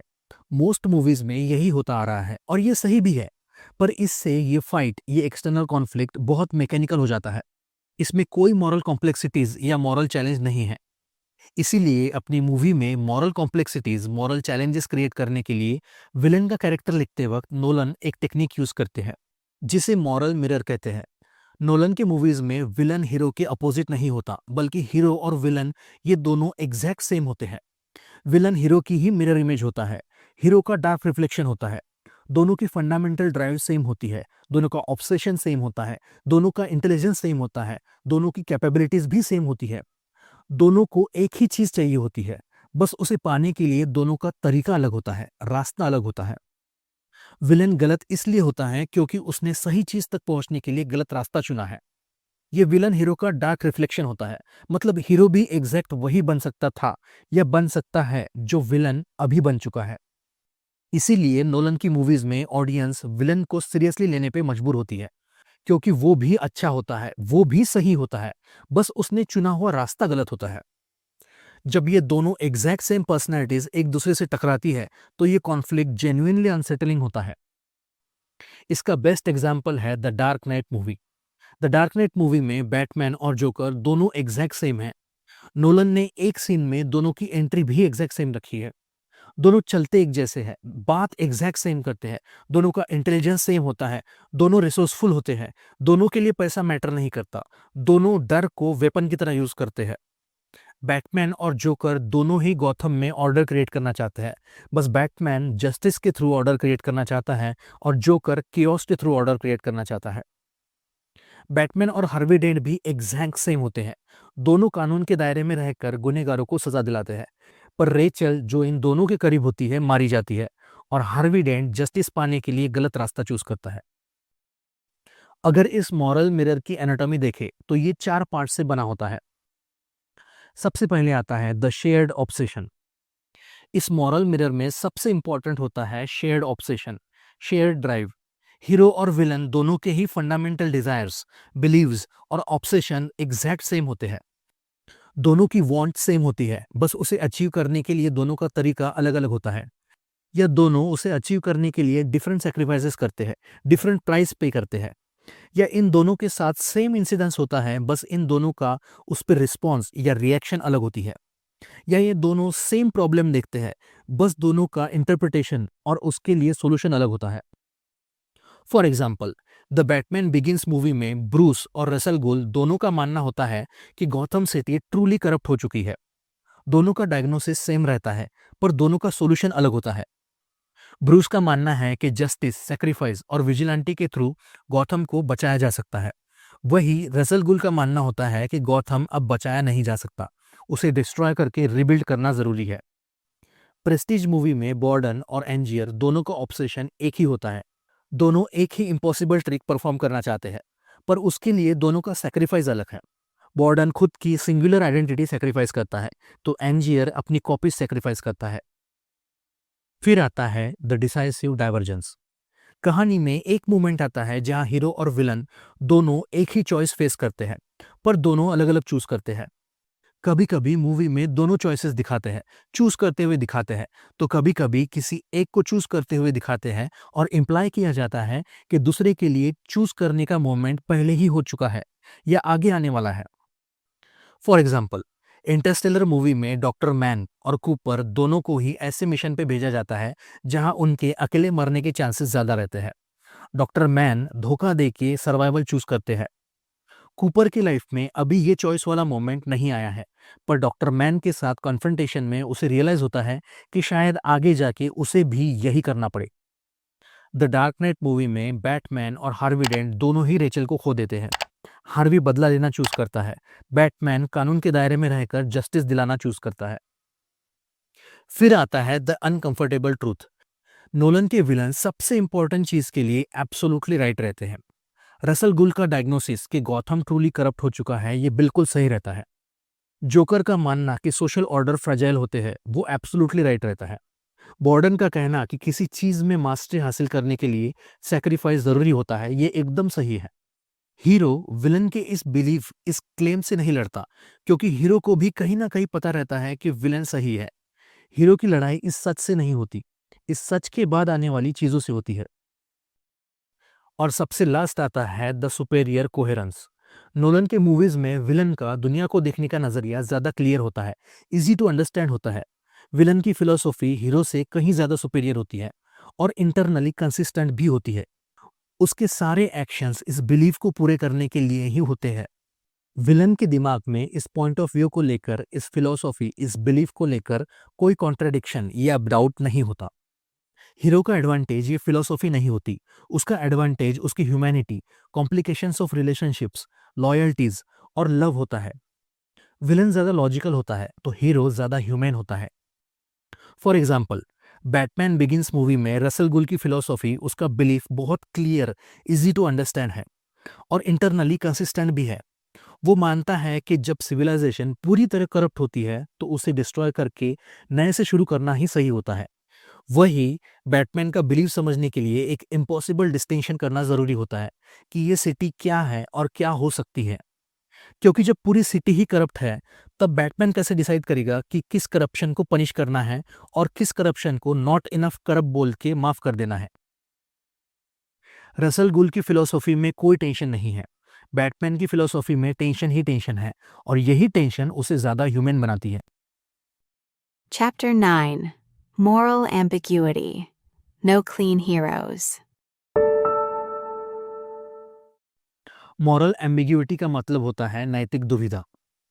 देखो, हर मूवी में दिखाते हैं कि हीरो उसूलों का पक्का होता है।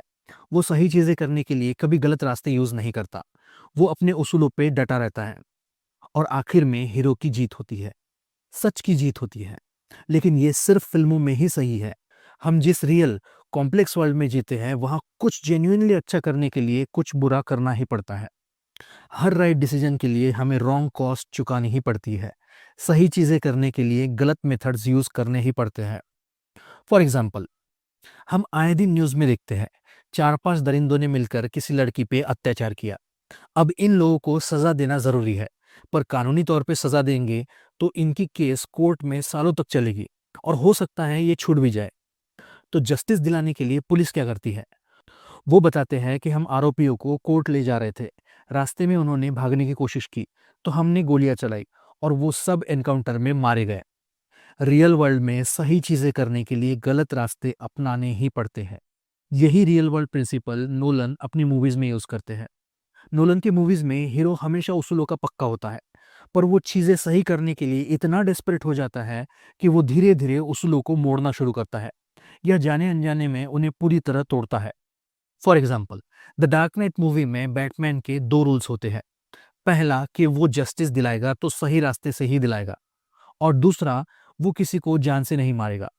अब जोकर को पकड़ने के लिए वो इतना डेस्परेट हो जाता है कि सोनार का गलत इस्तेमाल करके इल्लीगली गौथम के सारे फोन्स पर स्पाई करता है और अपना पहला रूल तोड़ता है। और इतना ही नहीं, मूवी के एंड में गॉर्डन के बेटे को बचाते हुए गलती से हार्वी डेंट को जान से मार भी देता है। अब देखते हैं इसकी एनाटॉमी। तो सबसे पहले आता है द कॉम्प्रोमाइज मेथड। नोलन इसे कंसिस्टेंटली यूज करते हैं। नोलन के मूवीज में हीरो जेन्युइनली अच्छा काम करना चाहता है, पर उसके लिए वो जो मेथड चुनता है वो उन मॉरल्स के बिल्कुल खिलाफ होती है जिन्हें वो प्रोटेक्ट कर रहा है। For example, the Batman begin movie में गॉथम सिटी के गुंडे डरा धमका कर कमजोरों पर राज करते हैं। ब्रूस जब छोटा था तो उसे इसी डर ने ट्रॉमेटाइज किया था। अब जब ब्रूस बड़ा हो गया है, बैटमैन बन गया है, तो वो गॉथम के गुंडों के खिलाफ इसी डर को वेपन की तरह इस्तेमाल करता है। मतलब बैटमैन साइमल्टेनियसली वो डर भी है जिससे वो खुद डरता था, और वो डर भी है जो लोगों को डर से प्रोटेक्ट करता है। फिर आता है the good decision gone wrong. Nolan के मूवीज में एक पॉइंट आता है जहां हीरो का डिसीजन लेना बहुत जरूरी होता है। यहाँ सारी अवेलेबल इंफॉर्मेशन की जांच पड़ताल करने के बाद ही, बहुत सोचने के बाद ही हीरो एक डिसीजन लेता है। ये डिसीजन उस वक्त एब्सोल्युटली इसेंशियल होता है और एकदम सही होता है, पर जैसे कहानी आगे बढ़ती है वैसे वैसे हमें समझ आता है उस डिसीजन के गलत इफेक्ट्स और कॉन्सिक्वेंसेस दिखने लगते हैं। मॉरल एम्बिग्युइटी का मतलब होता है नैतिक दुविधा। यहाँ नैतिक दुविधा कैरेक्टर से नहीं आती, कैरेक्टर के डिसीजन से भी नहीं आती। यहाँ नैतिक दुविधा आती है उस रियल कॉम्प्लेक्स वर्ल्ड से, जहाँ किस डिसीजन के क्या कॉन्सिक्वेंसेस होंगे ये आप प्रिडिक्ट ही नहीं कर सकते। फॉर एग्जाम्पल, इंसेप्शन मूवी में मैल सपनों की दुनिया में इतनी खो जाती है कि वो सपनों की दुनिया को ही रियल वर्ल्ड मानने लगती है। अब यहाँ कॉप का डिसीजन लेना जरूरी होता है। वो मैल के दिमाग में आइडिया डालता है कि वो नींद में है। अपने बच्चों के पास जाने के लिए उसका नींद से उठना जरूरी है, और नींद से उठने के लिए उसे सुसाइड करना जरूरी है। कॉप का ये डिसीजन एब्सोल्युटली इसेंशियल होता है और सही भी होता है, पर इसके इफेक्ट्स, इसके कॉन्सिक्वेंसेस बहुत बुरे होते हैं। मैल नींद से तो उठ जाती है, पर उसे अभी भी लगता है कि वो नींद में है। बच्चों के पास जाने के लिए उसका नींद से उठना जरूरी है, और नींद से उठने के लिए वो सच में सुसाइड करती है। सबसे आखिरी आता है the with held verdict. Nolan इस नैतिक दुविधा को अनबायस होकर ऑनेस्टली ड्रामेटाइज करते हैं। वो ये भी दिखाते हैं कि हमने क्या अचीव किया, और वो ये भी दिखाते हैं कि हमने क्या कॉस्ट पे की। इसे अचीव करने के लिए हमने क्या खोया है। वो हीरोइज्म भी दिखाते हैं और उसके कॉन्सिक्वेंसेस भी दिखाते हैं। वो ऑडियंस पे कोई वर्डिक्ट जबरदस्ती नहीं लादते। वो ये नहीं बताते कि ये सही है या ये गलत है। वो ऑडियंस पे छोड़ देते हैं कि तुम डिसाइड करो कि जो हुआ वो सही था या गलत था, या जो हुआ वो जरूरी था। फॉर एग्जाम्पल, ओपनहाइमर मूवी के एंड में नोलन ये नहीं बताते कि एटम बॉम्ब बनाना सही था या गलत। वो ये नहीं बताते कि ओपनहाइमर ये एक हीरो था या ह्यूमैनिटी के साथ घटी हुई एक दुर्घटना। वो ये ऑडियंस पे छोड़ देते हैं। Chapter 10 Plant and Payoff. देखो, राइटर्स को कहानी लिखना आसान जाए इसलिए कई प्लॉट डिवाइसेस डिजाइन किए गए हैं। इनमें से ही एक प्लॉट डिवाइस है प्लांट एंड पे ऑफ, जिसे चेकॉव्स गन भी कहते हैं। ये प्रिंसिपल सिंपल है कि अगर मूवी के शुरुआत में हम किसी दीवार पे कोई गन लटकती दिखाते हैं, तो मूवी के एंड में उस गन को चलाते हुए दिखाना जरूरी है। मतलब कि अगर हम एक्ट 1 में कोई इमेज, ऑब्जेक्ट या डायलॉग दिखाते हैं, उस पे एम्फेसिस करते हैं, प्लांट करते हैं, तो एक्ट 3 में वो इमेज, ऑब्जेक्ट या डायलॉग वापस आना चाहिए। और मूवी के रिजोल्यूशन के लिए यूज होना चाहिए। उस प्लांट का पे ऑफ मिलना ही चाहिए। या आप इस प्रिंसिपल को ऐसे भी देख सकते हो कि अगर एक्ट 3 में मूवी के रिजोल्यूशन के लिए कोई इमेज, ऑब्जेक्ट या डायलॉग दिखाना जरूरी है, तो उसे उसी टाइम अचानक आउट ऑफ ब्लू नहीं दिखा सकते। उस इमेज, ऑब्जेक्ट या डायलॉग को एक्ट 1 में प्लांट करना जरूरी है। अगर हम बिना प्लांट किए पे ऑफ दिखाते हैं तो वो इफेक्टिव नहीं होता, वो चीटिंग लगता है। वही अगर हम प्लांट करें पर पे ऑफ ना दिखाए तो वो प्लांट मिस डायरेक्शन या वेस्ट ऑफ टाइम लगता है। नोलन इस प्लांट एंड पे ऑफ के प्रिंसिपल को लेकर ऑब्सेस्ड है। नोलन की मूवी में ऐसी कोई चीज, कोई डायलॉग नहीं होता जो घूम फिर कर वापस नहीं आता। हर चीज या तो खुद पे ऑफ होती है या प्लांट होती है ताकि आगे जाके पे ऑफ दे सके। नोलन ना सिर्फ ये प्लांट एंड पे ऑफ यूज करते हैं बल्कि उसे मॉडिफाई भी करते हैं और उसे एक्सट्रीम लिमिट तक खींचते हैं। उनकी मूवीज में ये प्लांट एंड पे ऑफ साइमल्टेनियसली एक ऑब्जेक्ट भी होता है, उसी से रिलेटेड डायलॉग भी होता है। वही सेम प्लांट एंड पे ऑफ कैरेक्टर की डिटेल भी दिखाता है, कैरेक्टर रिविलेशन भी करता है, और वही स्ट्रक्चरल मोटिव भी होता है, जैसे इंसेप्शन मूवी का टोटम या इंटरस्टेलर मूवी की वॉच। इस प्लांट एंड पे ऑफ को नोलन स्ट्रक्चरल लेवल पे एक्सटेंड करते हैं, जिसे कहते हैं रिकर्सिव स्ट्रक्चर। मतलब मूवी की शुरुआत में वो एक डायलॉग या सीन प्लान करते हैं और मूवी का स्ट्रक्चर ही उसका पे ऑफ होता है। फॉर एग्जाम्पल, प्रेस्टीज मूवी की शुरुआत में एक सीन है जिसमें मैजिक ट्रिक के पार्ट समझाते हैं, प्लेज, टर्न और प्रेस्टीज, और इस पूरी मूवी का स्ट्रक्चर भी एग्जैक्टली उस ट्रिक की तरह है। इंसेप्शन मूवी की शुरुआत में dream within a dream का कंसेप्ट समझाया जाता है। इस मूवी का स्ट्रक्चर भी एग्जैक्टली सेम है, heist within a dream within a guilt. Chapter 11. The Close-Up. Movies में क्लोजअप ये ऐसा शॉट होता है जिसमें सब्जेक्ट को एकदम पास से शूट किया जाता है या जूम इन करके शूट किया जाता है। उसके आसपास का एनवायरनमेंट हटा के सिर्फ सब्जेक्ट को फ्रेम में रखा जाता है ताकि स्क्रीन पर सिर्फ और सिर्फ वो सब्जेक्ट ही दिखे। इसकी वजह से ऑडियंस का पूरा अटेंशन उस सब्जेक्ट पे जाता है। क्यों? क्योंकि देखने के लिए स्क्रीन पर कुछ और है ही नहीं। पुराने मूवीज में इस क्लोजअप को बहुत सेक्रेड माना जाता था और इसे बहुत कम यूज किया जाता था। इसे तभी यूज किया जाता था जब उसकी सबसे ज्यादा जरूरत हो, जब ऑडियंस का अटेंशन खींचना हो, जब इंटिमेसी क्रिएट करनी हो, जब क्लॉस्ट्रोफोबिया दिखाना हो, जब ऑडियंस को बताना हो कि इधर देखो, ये सबसे ज्यादा इंपॉर्टेंट है। पर आजकल के डायरेक्टर्स को क्लोजअप का मीनिंग, इंपॉर्टेंस, वैल्यू ही नहीं पता। वो हर जगह क्लोजअप घुसा देते हैं। हीरो कुछ उठा रहा है, क्लोजअप डाल दो। हीरो फोन पे बात कर रहा है, क्लोजअप डाल दो।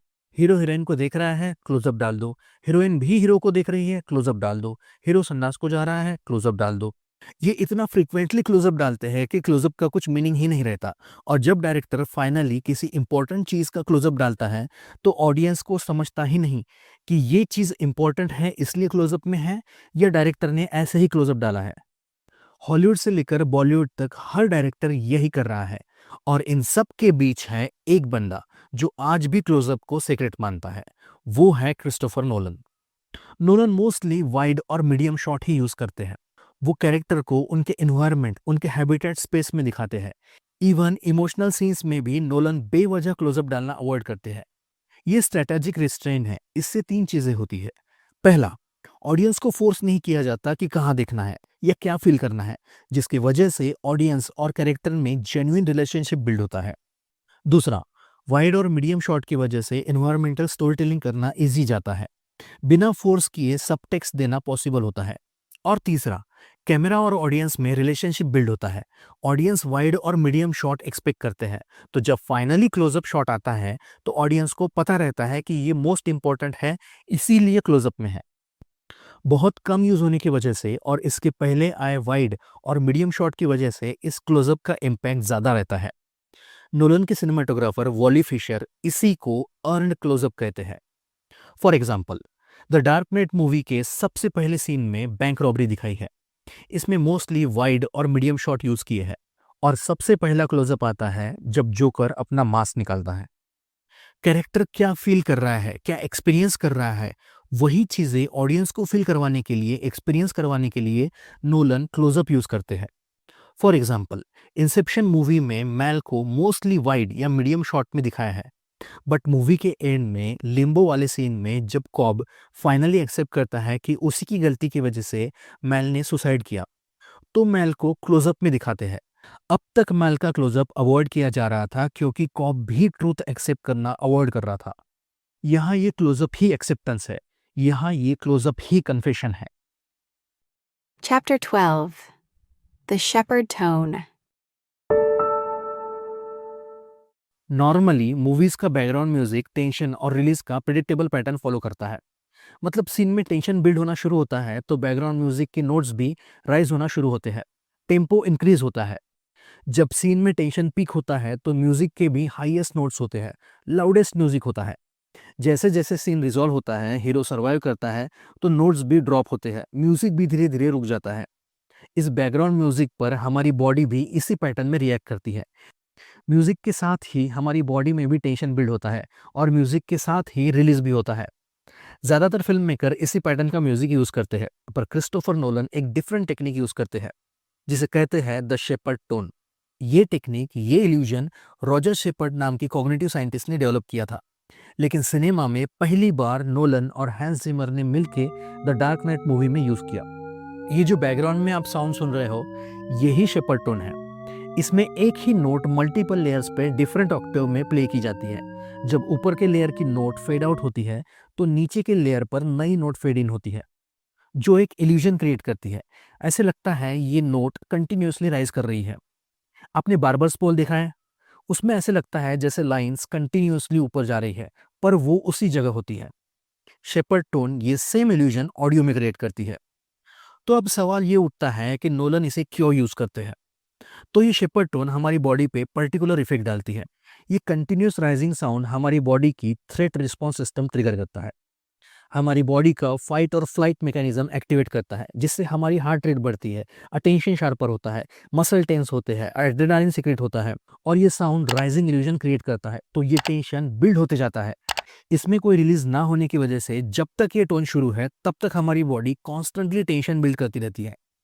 आप डार्क नाइट मूवी का ट्रक चेस सीन देखोगे तो ये शेपर्ड टोन क्या है और क्या इफेक्ट क्रिएट करती है समझ जाओगे। Chapter 13.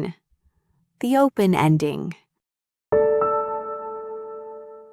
मूवी के एंड में जिस फैक्चुअल क्वेश्चन के इर्द गिर्द ये कहानी घूम रही थी, उसका जवाब एक्सपेक्ट करने की हमें आदत पड़ चुकी है। क्या हीरो जीतेगा? क्या विलन मारा जाएगा? क्या हीरो हीरोइन एक दूसरे के हो पाएंगे? पूरी फिल्म इस सवाल के इर्द गिर्द घूमती है और फाइनली मूवी के एंड में हमें इसका डेफिनेटिव जवाब मिलता है। हाँ, हीरो जीत जाता है। हाँ, विलन मारा जाता है। हाँ, हीरो को हीरोइन मिल जाती है। ज्यादातर कहानियों में यही होता है, पर नोलन की मूवी की एंडिंग इतनी सिंपल नहीं होती। नोलन जानबूझ के कहानी में ओपन एंडिंग रखते हैं, जिसके लिए वो पूरी मूवी में ऑडियंस का इंटरेस्ट किसी ऐसी चीज में इन्वेस्ट करवाते हैं जो मेन वांट और नीड के साथ साथ बैकग्राउंड में चलती है। फाइनली मेन कॉन्फ्लिक्ट रिजॉल्व होता है, सब ठीक होता है। तभी नोलन ऐसी इमेज दिखाते हैं जो वो सवाल पूछती है जो हम सोच भी नहीं रहे थे, और अब इस एंडिंग का मीनिंग ही चेंज हो जाता है। फॉर एग्जाम्पल, पूरी मूवी में मेन सवाल है क्या कॉब अपने बच्चों के पास जा पाएगा? फाइनली मूवी के एंड में वो बच्चों के पास पहुंच जाता है। तभी नोलन स्पिनिंग टॉप दिखाते हैं और वो सवाल उठता है जो हम सोच भी नहीं रहे थे। कॉब बच्चों के पास तो पहुंच गया, पर अब ये रियलिटी है या ये अभी भी ड्रीम में है? इंटरस्टेलर मूवी में हीरो इंटरस्टेलर ट्रैवल के लिए लगने वाला डाटा मर्फी को डिलीवर कर देता है और फाइनली मर्फी तक पहुंच जाता है, और तब नोलन हीरो को स्पेसशिप चुराते हुए दिखाते हैं। अब वो सवाल आता है जो हम सोच भी नहीं रहे थे, क्या कूपर डॉक्टर ब्रांड तक वक्त रहते पहुंच पाएगा? देखो, ओपन एंडिंग का मतलब ये नहीं कि कहानी अधूरी ही दिखाई है। कहानी हमेशा पूरी कंक्लूड होती है। कहानी का वांट और नीड दोनों ही रिजॉल्व होते हैं। देखो, ये ओपन एंडिंग अधूरी कहानी से नहीं आती, ये आती है उस फैक्चुअल सवाल से जिसका बाइनरी ऑप्शन में जवाब देना चीट करने जैसा होगा। जैसे इंसेप्शन की एंडिंग है। या इस फैक्चुअल सवाल का जवाब अभी इसलिए नहीं दे सकते क्योंकि पर्दे पर भले ही कहानी खत्म हुई हो, पर जिस यूनिवर्स में ये कहानी शुरू है वहां तो इसका जवाब आगे जाके ही मिलेगा। जैसे इंटरस्टेलर की एंडिंग है। अब ये ओपन एंडिंग का कॉन्सेप्ट सुनने के बाद डेफिनेटली आपके दिमाग में सवाल आया होगा कि ओपन एंडिंग में और मॉरल एम्बिग्युइटी या क्लिफ हैंगर में क्या फर्क है? ये सब सेम ही तो लग रहे हैं। तो चलो मैं आपको सिंपल भाषा में समझाता हूँ। देखो, अगर आप मूवी देख के थिएटर के बाहर आते हो, पर आपको नहीं पता आपको क्या फ़ील करना चाहिए, आपको नहीं पता जो हुआ वो सही था या गलत, क्या हीरो ने ऐसे करना चाहिए था? अगर ये सवाल मॉरल है और आपको नहीं पता क्या फ़ील करना चाहिए, तो ये मॉरल एम्बिग्युइटी है। अगर आपको मूवी देखने के बाद लगता है कि कहीं कुछ अधूरा था, आखिर में जो सवाल दिखा है उसका जवाब नहीं मिला, पर आपको पता है कि इसके आगे भी पार्ट्स आएँगे, तब जवाब मिल ही जाएगा, तो वो क्लिफ़ हैंगर है। पर आपको सवाल का जवाब नहीं मिला और आपको पता है कि आगे भी नहीं मिलेगा। अगर ये सवाल मॉरल ना होकर फैक्चुअल है, तो ये ओपन एंडिंग है। अगर इस ओपन एंडिंग की एनाटॉमी देखें, तो ये 3 पार्ट से बनता है। सबसे पहले आता है द अनडिसाइडेबल फैक्ट। इस ओपन एंडिंग के लिए आपको ऐसा सवाल चूज करना है जो जेन्युइनली 50-50 हो और सवाल फैक्चुअल होना चाहिए, मॉरल नहीं। क्या ये सच में हुआ? क्या अब ये हो पाएगा? ये फैक्चुअल सवाल है। क्या ये सही था? ये मॉरल सवाल है। ये मॉरल एम्बिग्युइटी में आता है। ओपन एंडिंग तभी वर्क करता है जब ऑडियंस को इस सवाल के दोनों जवाब सही लगे, पर कोई एक ही जवाब पॉसिबल है। जैसे इंसेप्शन की एंडिंग का सवाल है कि कॉब रियलिटी में है या अभी भी ड्रीम में है। फिर आता है planted evidence for both reading. देखो, मूवी की एंडिंग में अचानक कोई सवाल दिखाने से और उसका जवाब दिखाने से पहले ही फिल्म एंड करने से ओपन एंडिंग नहीं आती। एक ट्रू ओपन एंडिंग क्रिएट करने के लिए नोलन पूरी मूवी में दोनों ऑप्शंस के सपोर्ट में एविडेंस डाल के रखते हैं। ऑडियंस चाहे इस ओपन एंडिंग के सवाल के लिए जो भी जवाब चुने, उसे वो फिल्म में दिए गए एविडेंस यूज करके प्रूव कर सकते हैं। और सबसे आखिरी में आता है द कंप्लीट इनकम्प्लीट। ये इनकम्प्लीट एंडिंग तभी वर्क करती है जब पूरी मूवी कंप्लीट हो, कहानी का एक्सटर्नल कॉन्फ्लिक्ट और इंटरनल कॉन्फ्लिक्ट दोनों ही कंप्लीटली रिजॉल्व हो चुके हो। हमें सिर्फ और सिर्फ ये फैक्चुअल क्वेश्चन ही इनकम्प्लीट रखना है। जब इसके अलावा कोई चीज़ इनकम्प्लीट होती है तो ऑडियंस चीटेड फील करती है, उन्हें धोखाधड़ी जैसा लगता है। देखो, ये वीडियो ऑलरेडी बहुत बड़ा हो गया है। इतने बड़े वीडियो कोई नहीं देखता। मेरे लास्ट वीडियो को 5000 व्यूज़ है, पर सिर्फ 6% लोगों ने ही इसे पूरा देखा है। तो अगर आप चाहते हो कि मैं बाकी टेक्निक्स पे भी वीडियो बनाऊं, तो पार्ट 2 लिख के कमेंट कर देना। अभी तक हमने सिर्फ 13 ही टेक्निक्स देखी है। नोलन ऐसी टोटल 53 टेक्निक यूज़ करते हैं, पर वो सारी टेक्निक्स एक ही वीडियो में बनाना प्रैक्टिकली पॉसिबल ही नहीं है। नोलन की ये सारी 53 टेक्निक्स मैंने डिटेल में इस ई बुक में दी है। ये हर टेक्निक 6 पार्ट में एक्सप्लेन की है। पहले इस टेक्निक की डेफिनेशन, फिर ये टेक्निक क्या है, फिर नोलन क्यों इसे यूज़ करते हैं, फिर इस टेक्निक की एनाटॉमी क्या है, फिर इस टेक्निक का फिल्म बाय फिल्म एनालिसिस, और सबसे आखिरी में इस टेक्निक को अपनी कहानी में यूज़ करने के लिए स्टेप बाय स्टेप गाइड भी इस बुक में दी है। देखो, इस ई बुक की सैंपल कॉपी की लिंक मैंने डिस्क्रिप्शन और पिन कमेंट में दी है। इस सैंपल बुक में 13 टेक्निक्स डिटेल में दी है। आप पहले इस सैंपल बुक को पढ़ो। अगर फिर आपको लगता है कि ये ई बुक आपके काम आ सकती है, तो ही परचेस करो। अभी फ़िलहाल मैंने इसकी प्राइस 299 रुपीज़, 299 रुपीज़ रखी है। अगर आपके पास पैसे हैं और आपको लगता है कि ये ई बुक आपके काम आ सकती है, तो डेफ़िनेटली खरीदो। पर अगर आप स्टूडेंट हो या आपकी भी हमारी तरह पैसों की प्रॉब्लम शुरू है, तो कोई बात नहीं है। बस पार्ट 2 लिख के कमेंट कर दो। मैं 1-2 मंथ में बाकी टेक्निक्स को भी ऐसे ही एक्सप्लेन करके वीडियो बना दूँगा। और अगर आपको उसका भी वेट नहीं करना, तो इस पे एक सिंपल सॉल्यूशन है। देखो, मैं ऑनेस्टली बिलीव करता हूँ कि कल्चर और नॉलेज सबके लिए होना चाहिए, फिर चाहे किसी के पास पैसे हो या ना हो। इसीलिए इस सैंपल ई बुक में मैंने 13 चैप्टर्स डिटेल में दिए हैं। 528 पेजेस की बुक में से 200 पेजेस फ्री दिए हैं। और इस बुक के एंड में एक चैप्टर दिया है, how to direct a movie like Christopher Nolan. ये स्टेप बाय स्टेप गाइड है। इस ई बुक में जो 13 टेक्निक्स दिए हैं, उसके अलावा आपको जो भी टेक्निक सीखनी है, उसका नाम इस स्टेप बाय स्टेप गाइड से कॉपी करके गूगल में पेस्ट कर दो।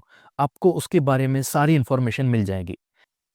देखो, मैंने लास्ट वीडियो 20 फ़ेब को अपलोड किया था, उसके बाद अब किया हूँ। इस टाइम पीरियड में बहुत कुछ हुआ है, फैमिली प्रॉब्लम्स एंड बहुत कुछ। जॉब और इन प्रॉब्लम्स की वजह से वीडियो पर काम करने का वक्त ही नहीं मिलता था। और कैसे वैसे वक्त निकालो तो ये ऐसी चीज़ें होती है। 1.5 साल ईएमआई भरी है इस पीसी के लिए, और काम के वक्त ही पावर सप्लाई उड़ गया। सब कुछ छोड़ के 15,000 का पावर सप्लाई बिठाना पड़ा। देखो, मैं पूरी तरह राइटिंग और फिल्म मेकिंग के वीडियोस पे फोकस कर सकूं, इसलिए मैंने फाइनली रिजाइन किया है। और मेरा ये चैनल मोनेटाइज भी नहीं है, तो फाइनेंशियल सपोर्ट के लिए मुझे ये ई बुक और बाकी चीज़ें करनी ही पड़ेगी। पर डोंट वरी, उसके लिए मैं वीडियो क्वालिटी कम नहीं करूँगा और मैक्सिमम चीज़ें फ्री ही रहेगी। अगर आपको लगता है कि ये ई बुक आपके काम आएगी, अगर आप इस चैनल को सपोर्ट करना चाहते हो, तो डेफिनेटली ये ई बुक परचेस करना। अदरवाइज़ बस पार्ट 2 लिख के कमेंट कर दो। मैं 1-2 मंथ में बाकी टेक्निक्स को भी ऐसे ही एक्सप्लेन करके वीडियो बना दूँगा।